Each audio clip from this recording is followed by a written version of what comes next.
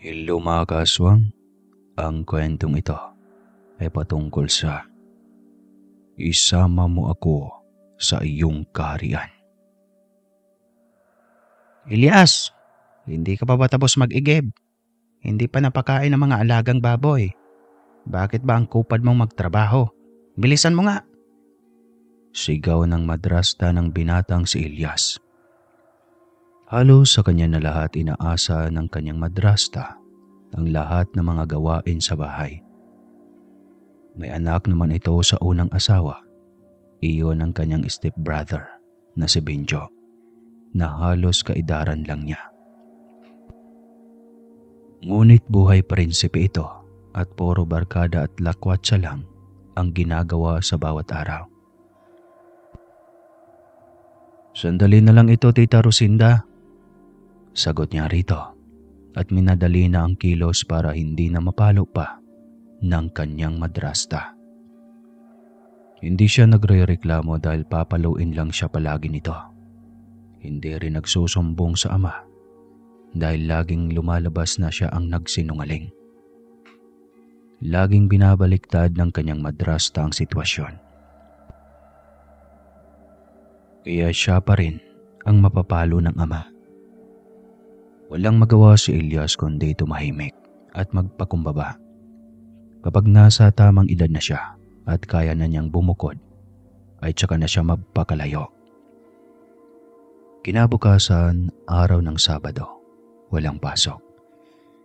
Kailangan niyang umakyat ng ilaya para manguha ng panggatong. Walang ibang gagawa ng bagay na iyon dahil dakilang tamad ang kanyang stepbrother. Hindi alam ng kanyang ama na lahat ng gawain sa bahay ay pasan niya. Nagtatrabaho ito sa bayan at gabi na kung umuwi. Masipag lang ang kanyang stepbrother kung nariyan ang kanyang ama. Ngunit kung sila lang, ay kanya lahat ang tauka ng trabaho. Hindi siya nagtanim ng hinanakit sa ama kailanman dahil biktima rin ito ng kanyang peking madrasta at stepbrother. Balang araw ay malalaman din ng kanyang ama ang tunay na ugali ng mga ito. Iyon nga lang at hindi siya sigurado kung magkasama pa rin sila sa mga panahong iyon. Tahimik siyang nagmumuni-muni sa tabi ng isang malinis na batis habang nagpapahinga. Nang biglang may malamyos na boses na nagsalita mula sa kanyang likuran. Lagi ka nalang malungkot sa tuwing tumatambay dito, Ginoo. Puna nito. Kaya napalingon siya sa pinagmula ng boses. Halos hindi makakurap si Elias nang masilayan ang isang napakagandang dilag na may kulay gintong buhok. Kulot iyon na hanggang sa balakang ang haba. Asol ang kulay ng balintataw ng mata. Kulay rosas ang manipis nitong bibig.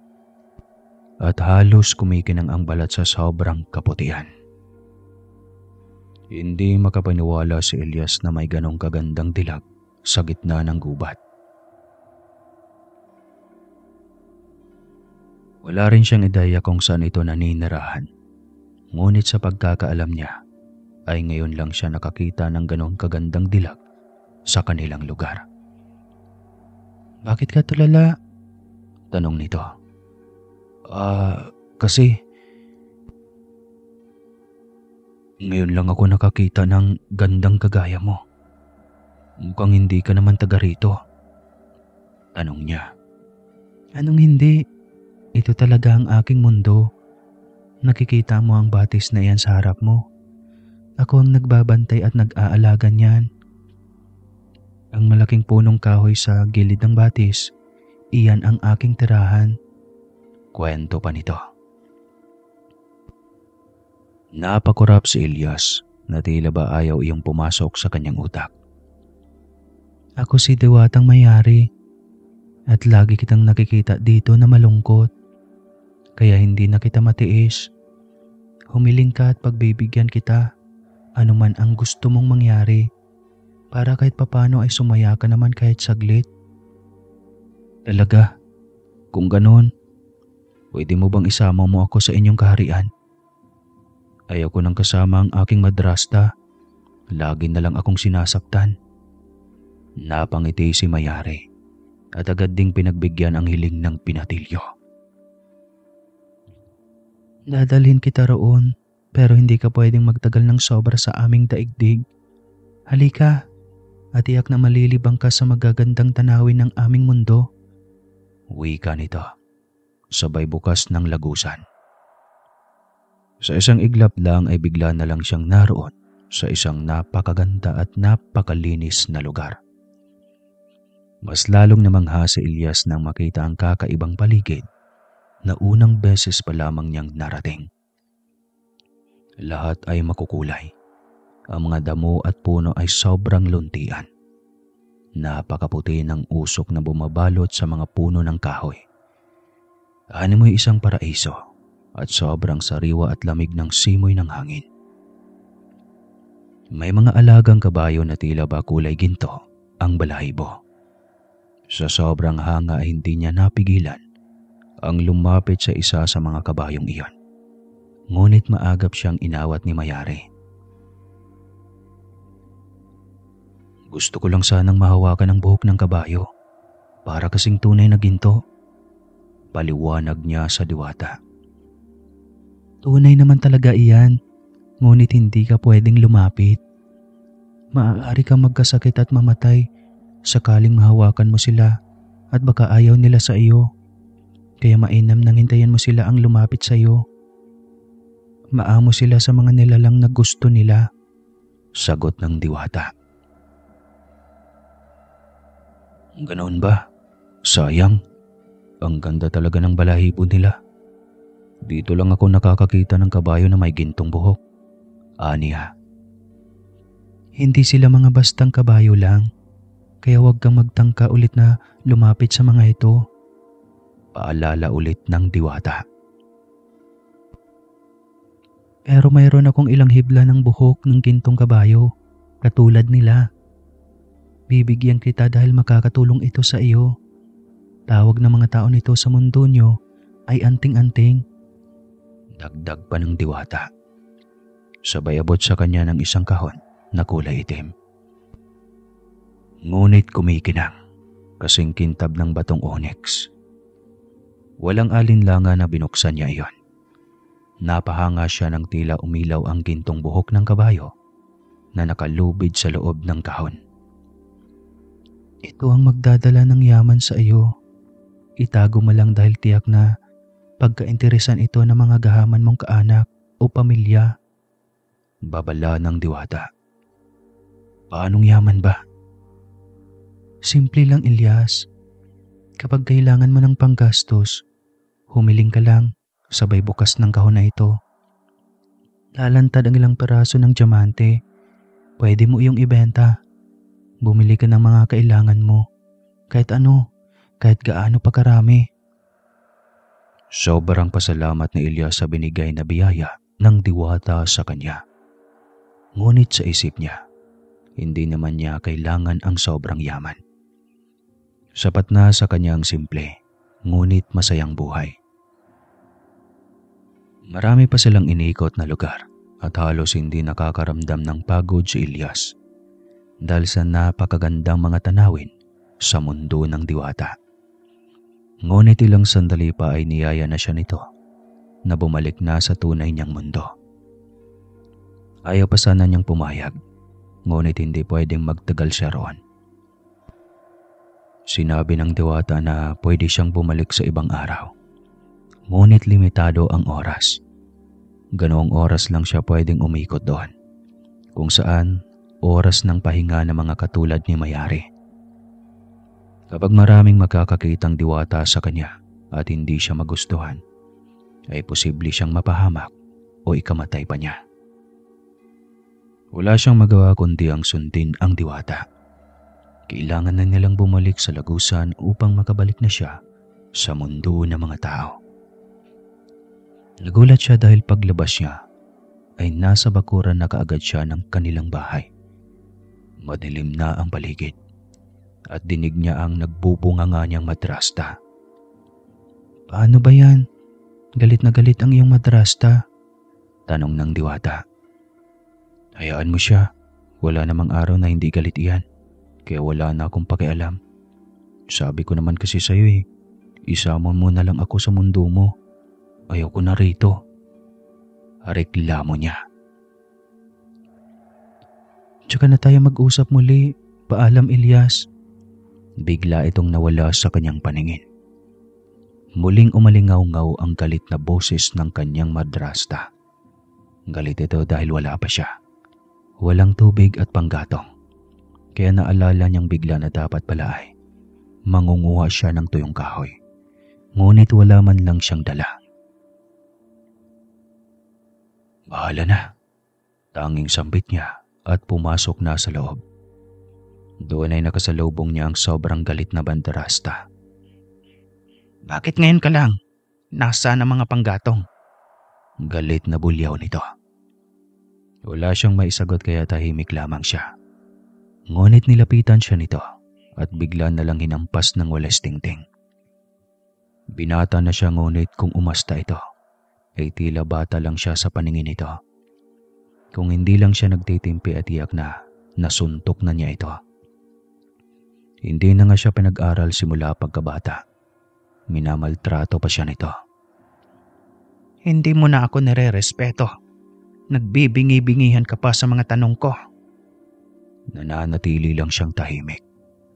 Nagtaka siya dahil hindi man lang tinabla ng sakit ang kanyang mga paa matapos sampasin ng makailang ulit ng madrasta. Saktong dumating ang kanyang ama at nakita nito ang ginawang pagmaltrato ng kanyang madrasta. Ngunit wala man lang itong reaksyon. Unang pagkakataong nahuli nito ang ikalawang asawa na sinasaktan siya. Masama ang kanyang loob dahil sa naging reaksyon ng kanyang ama.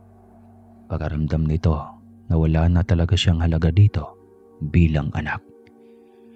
Mas mahalaga pa sa buhay nito ang babaeng huli lang nitong nakilala. Huwag ka kasing pasaway sa iyong tita Rosinda. O ito, may dala akong isda. Ikaw nang magluto nito. Para naman makapagpahinga ang tita Rosinda mo. Utos pa ng kanyang ama. Sige po tay, sagot niya, sabay abot ng dala nito. Tahimik siyang pumunta ng kusina. Masakit man ang kanyang kalooban, ay pilit niyang unawain ang ama. Sobrang mahal nito ang kanyang madrasta. Wala na itong pakialam sa kanyang nararamdaman. Iniisip na lamang niya na konting panahon na lang ay makakawala na siya sa mga ito. Inuumpisa na niyang linisin ang isdang dala ng kanyang ama. Mabilis niyang natapos iyon, kaya kaagad niyang niluto upang makapaghapunan na ang kanyang ama. Pakaramdam niya ay naging doble ang kanyang bilis ng kilos. Naisip niya na marahil ay dahil sa anting-anting na bigay ng Diwata. Napalabi siya sabay kapa ng maliit na kahon sa kanyang bulsa. Naisip niyang humiling ng pera dito. Nais niyang makaalis sa tahanang iyon. Mas nanaisin na lamang niyang lumayo sa kanyang madrasta at ama dahil tatanda siyang walang mapapala sa mga kamay na mga ito. Bagkus ay gagawin lang siyang alila ng mga ito. Binuksan niya ang munting kahon at bumungad ang ilang hibla ng gintong buhok ng kabayo. Nagtaka siya nang biglang iyong umilaw. Pagkatapos ay tumambad sa kanyang paningin ang ilang peraso ng diamante. Naalala niya ang bili ng diwatang si Mayari. Napagtanto niyang totoo ang sinasabi nito. Naisip niyang tumakas sa bahay kinabukasan. May naitago pa siyang pera at iyon ang gagamitin niyang pamasahe patungong lungsod. Kinabukasan yun nga ang kanyang ginawa. Pagdating doon ay agad siyang naghanap ng sanglaan para may pambayad sa bahay na pwede niyang mauupahan. Saktong pagkatapos siyang matanggap ang pera, nang may makasalubong siyang pamilyar ang mukha. Diwatang Mayari, gulat na tanong niya. Shh, hinaan mo ang iyong boses. At saka, Huwag mo kong tawagin na Diwata. Mayari na lang ang itawag mo sa akin. Baka magtaka ang mga tao. Tugon nito. Pasensya na pero bakit ganyan ang suot mo? Nagmumukha ka tuloy isang ordinaryong tao. Sinundan kasi kita. Mukhang balak mo na talagang layasan ang madrasta at tatay mo ha. Hindi na ako babalik pa doon. Dito na lang ako mayari. Ayos lang kung iyan ang gusto mo. Sasamahan kita dito. Talaga? Paano kung hahanapin ka sa inyo? Mabilis lamang ako makarating sa aming mundo. Kahit labas-masok ako ay ayos lang. At walang makakaalam sa mundo ng mga tao na hindi ako ordinaryong tao na kagaya mo. Tanging ikaw lang ang makakaalam. Makakaasa ka mayari. Tugon niya rito. Agad silang naglakad para makahanap ng kanilang matutuluyan.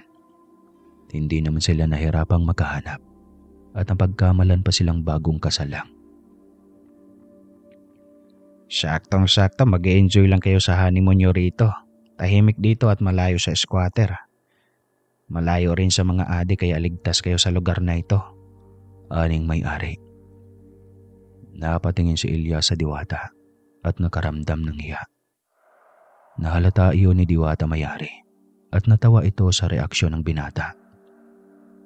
Nang makaalis ang may-ari ay hindi na napigil ni Mayari ang tumawa na siyang ipinagtataka naman ni Ilyas.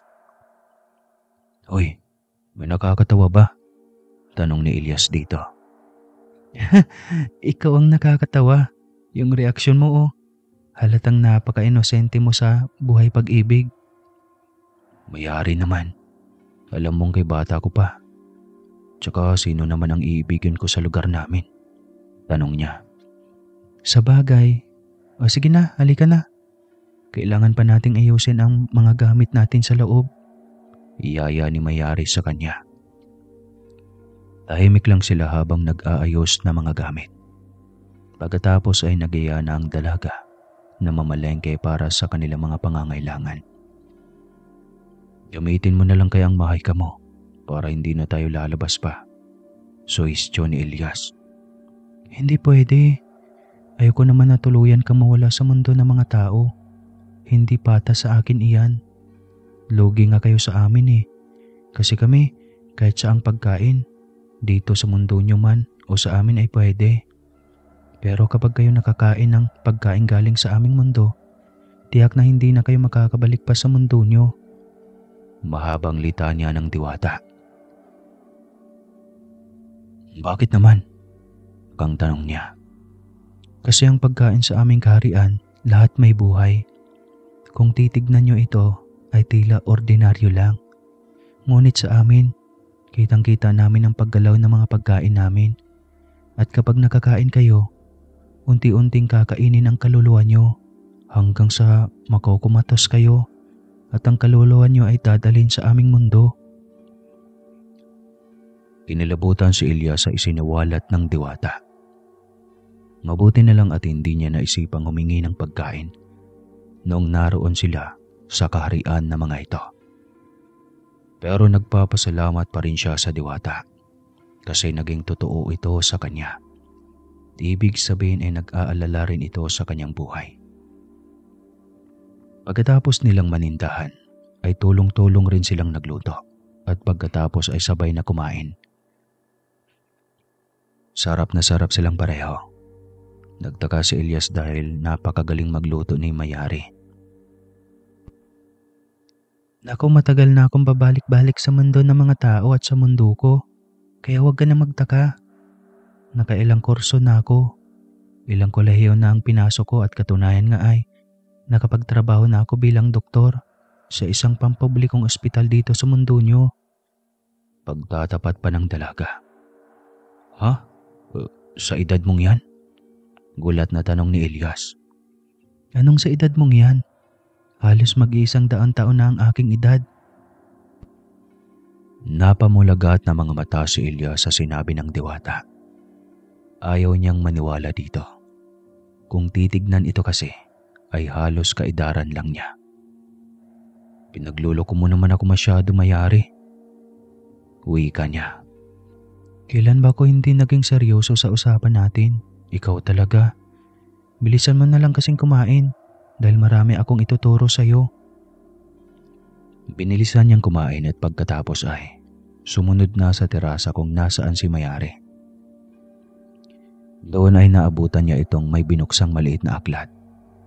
Kita niya kung paano nagliliwanag bawat salitang nakaukit sa loob ng aklat na iyon, habang isa-isang binubuksan ng dalaga ang bawat pahina. Ang galing naman. May kapangyarihan din yan. Hindi napigilang tanong niya. Ngumiti ang dalaga at isinara iyon sabay lingon sa kanya. Oo, at ginawa ko ito para sa'yo. Para sa akin, Mayari? Oo, tuturuan kitang manggamot para kahit papano ay makakatulong ka sa mga taong makakasalamuha mo, lalo na sa mga mahihirap. Ibig mong sabihin magiging albularyo ako? Tanong niya. Parang ganun na nga, pero hindi naman ibig sabihin na iyon na ang gagawin mong hanap buhay kung sakali. Tutulong ka kapag nakita mong kailangan, pero depende na rin sa'yo kung ano ang gagawin mo. Nandito lang naman ako lagi nakasuporta sa'yo. Sobrang pasalamat niya sa pagkakataong ibinigay sa kanya ng diwata. Sobrang swerte niya dahil sa kanya ibinaling nito ang atensyon at pagkakataon para maipakita rin niya ang pagiging makatao. Umupo siya sa harapan ng diwata at sinimulan na siyang turuan ito kung paano gamitin ang kapangyarihang ibinigay. Madali niya iyong nakuha. Sa loob ng 2 buwang pagsasanay niya ay mabilis niyang natutunan lahat ng turo sa kanya ng diwata. Para sa iyo talaga ang kapangyarihan na ito, Elias. Ang bilis mo kasing natuto. Sana lang wag mong abusuhin. Gamitin mo lang ito sa wasto, ha? Kasi pag nagkataon, kusang mawawala sa iyo ang kapangyarihan na ibibigay ko. Babalik ito sa akin at kailanman ay hindi na pwede pang ibalik pa sa iyo. Kaya ayusin mo at pangalagaan ng gusto. Bili ng diwata. Walang alinlangan siyang tumango. Hindi niya kailanman gagamitin ang kapangyarihang bigay nito sa masamang paraan. Ang buong akala niya ay makakasama pa niya ng matagal ang diwata sa bahay na iyon. Ngunit nagulat siya nang magpaalam na ito ng gabing ding iyon. Seryoso? Iiwanan mo na ako, Mayari? Gulat na tanong niya. Hindi ito ang mundo ko, Elias. Alam mo iyan. Kaya dapat alam mong anumang oras ay babalik at babalik ako sa dati kong mundo. Malungkot ang naging reaksyon ni Elias.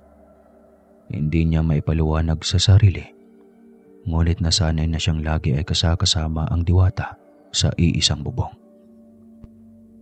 At maging kung saan man ito pupunta, ay lagi siyang nakabuntot dito. Isama mo na lang kasi ako sa mundo mo. Hiling ulit niya rito. Nakakatawa ka talaga, Elias. Ilang beses ko bang ipaliwanag sa iyo na hindi pwede? Alam mo, mahalaga ka rin naman sa akin, kaso ayaw ko makasarili. Kasi pagdating ng araw, mapagtanto mo ring masarap pa ring maging tao kaysa maging alipin sa ibang mundo. Kaya asahan mo ang mga pagbabago sa susunod na mga araw o buwan man. Minsan nga aabot pa ng taon. Ganyan ang buhay sa mundo ng mga tao, Elias. Maging ang emosyon ay pabago-bago. Kaya asahan mong isang araw ay tuluyan mo na ako makalimutan at maging alaala na lamang. Mahaba at makahulugan ang mga salitang iyon ng diwata. Halata ring may lungkot sa mga mata nito na pilit na ikinukubli. Hindi napigil ni Elias ang mapayakap dito at sa hindi sinasadya ay naamin niya dito na mahal niya ang diwata. Alam ko, nababasa ko sa mga galaw at mata mo, Elias. Ngunit hindi pwede. Mahal din naman kita. Kaso kailangan kong gamitin ang utak kaysa puso. Maiintindihan mo rin balang araw kung bakit mas pinili kong bumalik sa mundo ko kaysa sa manatili sa tabi mo, Ilyas. Sige na, masyado nang napahaba ang ating usapan. Pagputol nito sa kanilang pag-uusap. Hindi pa man nakasagot si Elias ay tuluyan na itong nawala sa kanyang paningin. Napaikot pa siya para tignan kung nasa paligid pa ito at kinukutsa lamang siya.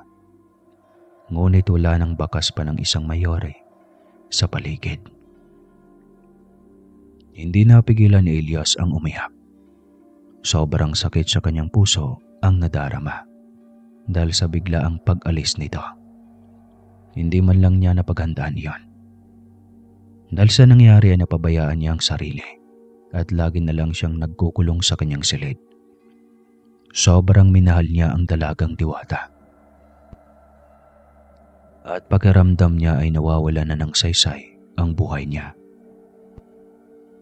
Simula nang bumalik ito sa kaharian niya. Matagal din bago unti-unting natanggap ng kanyang puso na tuluyan na siyang iniwan ng Diwata. Kahit anong tawag niya dito gamit ang utak, ay hindi na talaga ito nagparamdam pa. Isang araw ay napilitan siyang lumabas dahil kinakailangan. Ilang araw na siyang walang kain dahil sa nangyari. At bilang isang tao, ay nakapanghihina iyon sa kanyang pisikal na katawan. Habang papunta sa palengke, 5:00 pa lang ng umaga, may natatanaw siyang bagay mula sa di kalayuan. Iba ang kutob niya rito, kaya binilisan niya ang paglalakad hanggang sa malapit na siya sa kinaroroonan nito. Isang babaeng nakahandusay sa gilid ng kalsada at may sariwa pang dugo ang dumadaloy mula sa ulo nitong may sugat. Hinala niya ay nahit-andran ito, kaya nagmamadali siyang buhatin ng babae para sana dalhin sa ospital. Ngunit kahit isang tricycle man lang ay walang dumadaan sa parteng iyon. Bigla niyang naalala ang kapangyarihan na kaloob sa kanya ng Diwata.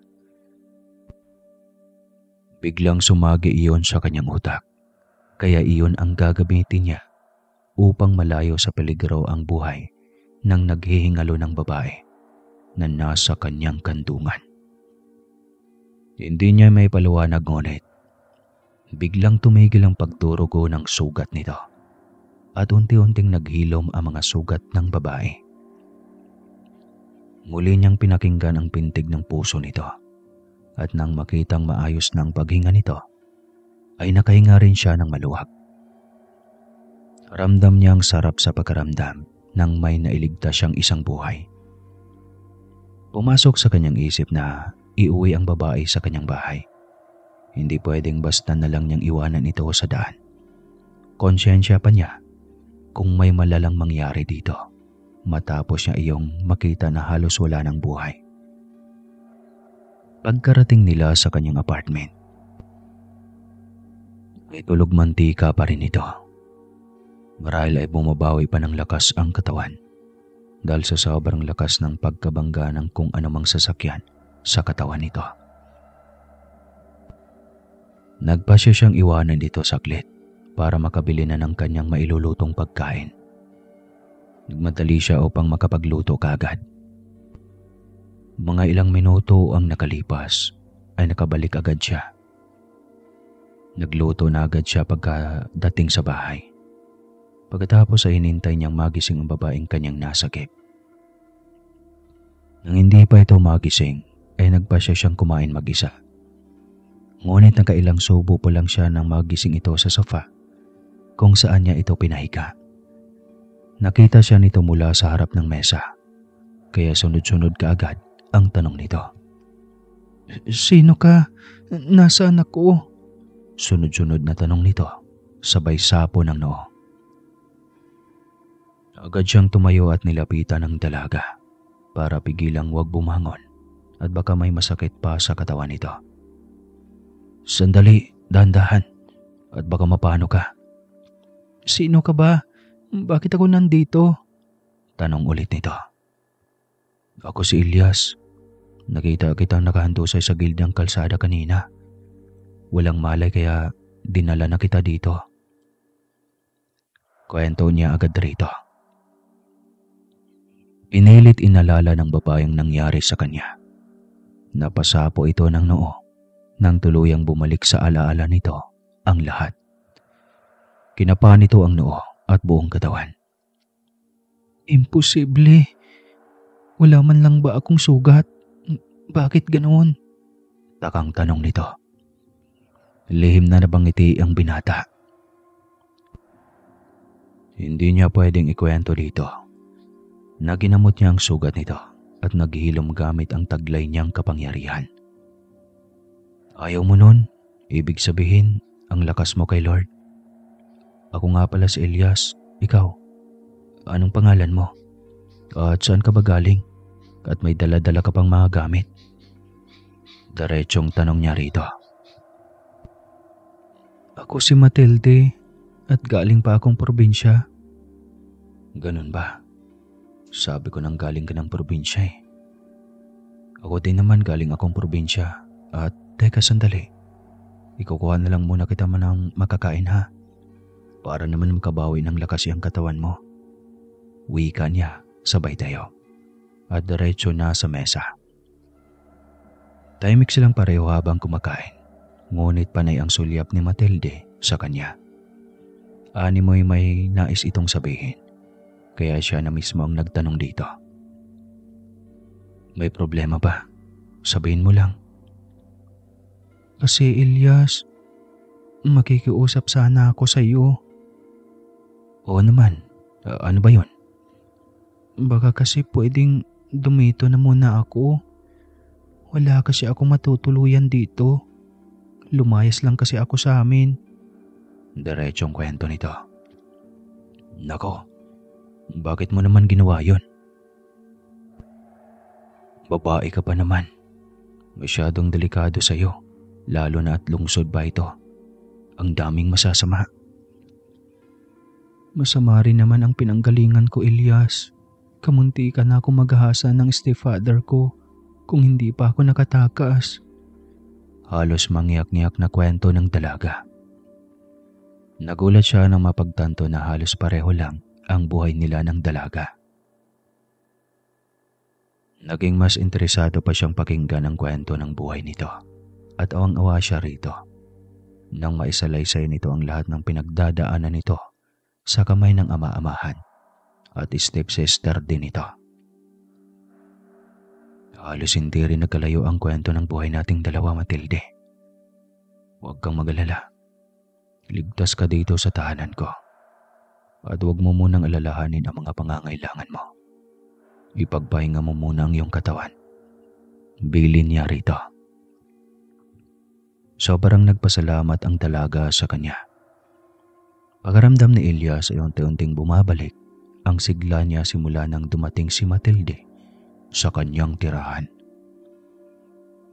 Naroon pa rin ang pangungulila niya sa dalagang Diwata, ngunit pilit na lamang niya iyong ibinabaon sa limot dahil alam niyang wala ng pag-asa pa na magkita silang muli. Ang lahat ng mga iniwan nito sa kanya ay magiging alaala na lamang mula sa dalagang Diwata. Gaya ng bilin nito, ay ginamit niya ang ibinigay nitong kapangyarihan sa mabuting paraan. At iyon ay patago lamang. Maging si Matilde ay hindi alam na minsan ay naglalakbay siya upang manggamot kung saan man siya dalhin ang kanyang mga paa.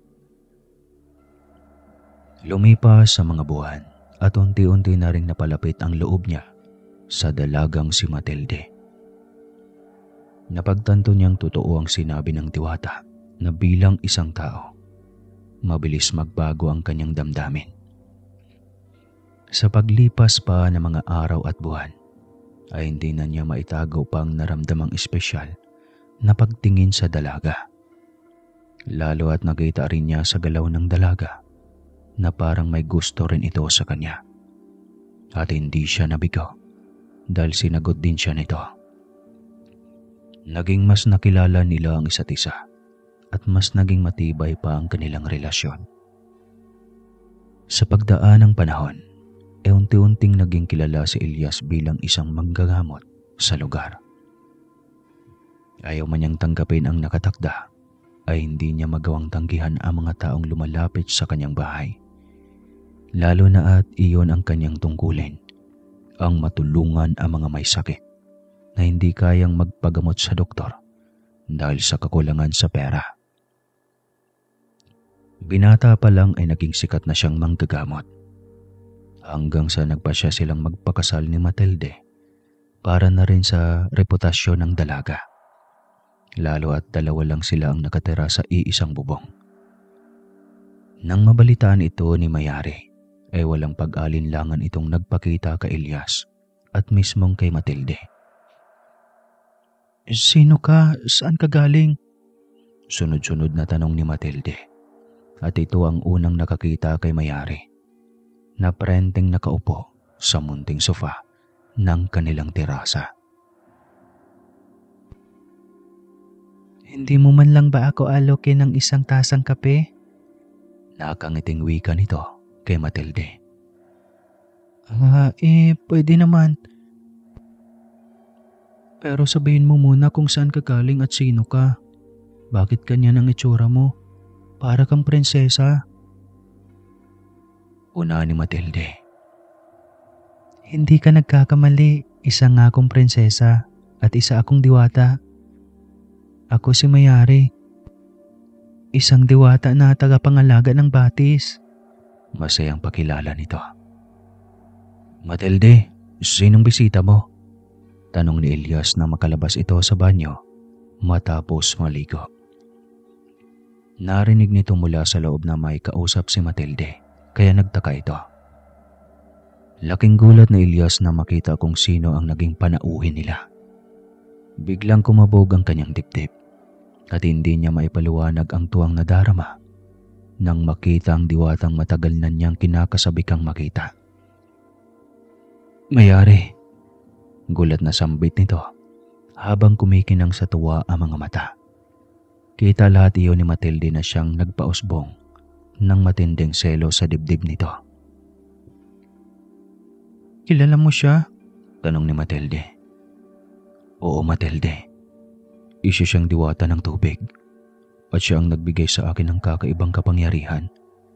Kuwang kwento niya. Lumapit sa kanila si Elias at umupo sa mismong harapan ng diwata. Nabalitaan ko lang na ikakasal ka na. Kaya eto, nandito ako para batiin kayo at bigyan na rin ng basbas. Wika ng diwata. Biglang nag-iba ang reaksyon ni Elias. Tila ayaw pa niyang umamin na ikakasal na siya. Bakas iyon sa kanyang muka at nababasa iyon ni Matilde. Kaya lubha itong nasaktan sa naging reaksyon niya. Subalit pinilit nitong kumalma at huwag magpalata na nasasaktan ito sa loob. Tiniis nito ang lahat dahil mahal nito ng sobra ang binata. Samantalang si Elias ay naguguluhan sa mga sandaling iyon. Sabi ko naman sa iyo, Elias, madaling magbago ang damdamin ng isang tao, kaya paglipas ng panahon, mapagtanto mo rin na parte lang ako ng libro ng buhay mo. Magiging alaala mo na lang ako sa darating na mga panahon at huwag kang mag-alala. Mas lalo ako magkakaroon ng bakas sa buhay niyong mag-asawa sa huli dahil magiging ninang pa rin ako sa inyong kasal. Nakangiting wika nito. Marami pa ang kanilang pinag-usapan at kahit parang alanganin ang sitwasyon, ay pinilit ni Matilde na maging normal ang lahat sa harap ng dalawa. Matagal ang kanilang pag-uusap bago nagpaalam si Mayari. Nangako itong sisipot sa araw mismo ng kasalan. Nang makapagpaalam na ito ng tuluyan, ay naiwang tahimik pareho si Elias at Matilde. Nang hindi na matiis ng dalaga ang katahimikan, ay kusa itong sumuko at pumasok na sa kwarto na dala ang bigat sa dibdib. Hinayaan lang din siya ni Elias kaya mas lalo pang bumigat ang kanyang pakaramdam. Hanggang tuluyan na siyang bumigay. Umiyak siya ng umiyak sa loob ng kwarto upang maibsan ang sakit ng dibdib. Batid niyang mahal ni Elias ay Mayari. Kaya nagtataka siya kung bakit pa siya pakakasalan ng binata kung iba naman pala ang babaeng iniibig nito. At wala man lang siyang laban dahil bukod sa napakaganda nitong diwata ay taglay din ito ang kakaibang kapangyarihan. Masakit sa loob ni Matilde dahil hindi man lang siya sinuyo ng kanyang mapapangasawa. Napaisip siya na baka nga nagkamali lang ito ng alok, napakasalan siya. Dahil nang muling magparamdam ang diwata ay napagtanto nito na ito na talaga ang mahal nito. Nakatulog siya sa sama ng loob, ngunit nagising siya sa madaling araw nang may humaplo sa kanyang pisngi. Nagulat siya na mapagtanto na si Elias iyon. Anong ginagawa mo dito sa kwarto ko? Matulog ka na, Elias. Hindi ako makatulog. Alam kong masama ang loob mo sa akin. Sagot nito. Kasi, bakit mo ipipilit sa sarili mo na ikasal sa akin kung hindi mo naman pala ako mahal? Mahal kita. Nalito lang ako nung biglang magpakita muli si Mayari. Inaamin kong siya talaga ang unang bumihag ng puso ko, Matilde. Ngunit ikaw ang babaeng nais kong maging may-ari nito. Hanggang sa huli. Ikaw ang babaeng gusto kong maging ina ng mga anak ko. Ikaw yun, Matilde. Kaya patawarin mo na ako. Napaluha ang dalaga at napayakap sa liig ng binata. Wala ka namang kasalanan. Salamat sa pagmamahal mo, Elias. Asahan mong mas mamahalin kita higit sa pagmamahal na ipinaparamdam mo sa akin. Nagyakapan sila ng mahigpit at pagkatapos ay nagdugdug At pagkatapos ay tabi ng natulog. Unang beses iyon na magkatabi silang matulog. Ngunit pinangako ni Elias na ihaharap niya sa altar si Matilde na malinis at may dangal. Hindi niya ito dudungisan hanggat wala pang basbas ng simbahan. Pareho silang sabik sa araw ng kanilang kasal. At gaya ng pinangako ni Diwatang Mayari, ay sumipot nga ito at naging ninang sa kanilang kasal. Sobrang saya nito nang makita ang mag-asawa na parehong masaya sa isa't isa. Nandito lang ako para gabayan kayong mag-asawa. Asahan niyong maging marangya ang inyong pamumuhay hanggat nandito ako na ninang ninyo. Hindi ko kayo pababayaan kasama ng magiging anak niyo.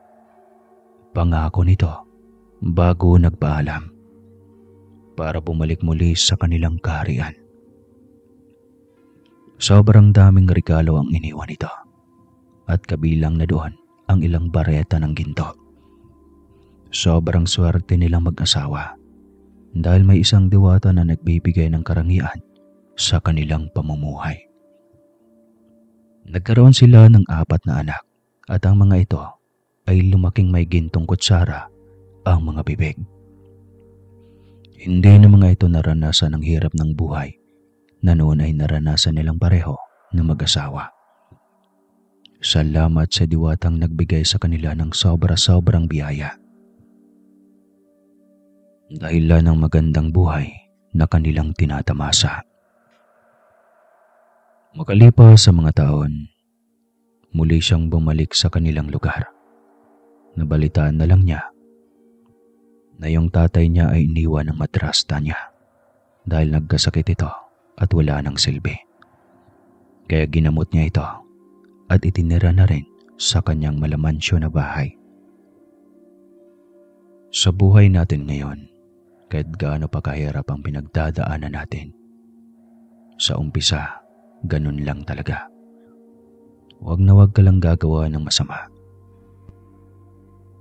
Para ang maging bunga nito ay totoong hinog at hindi pilit.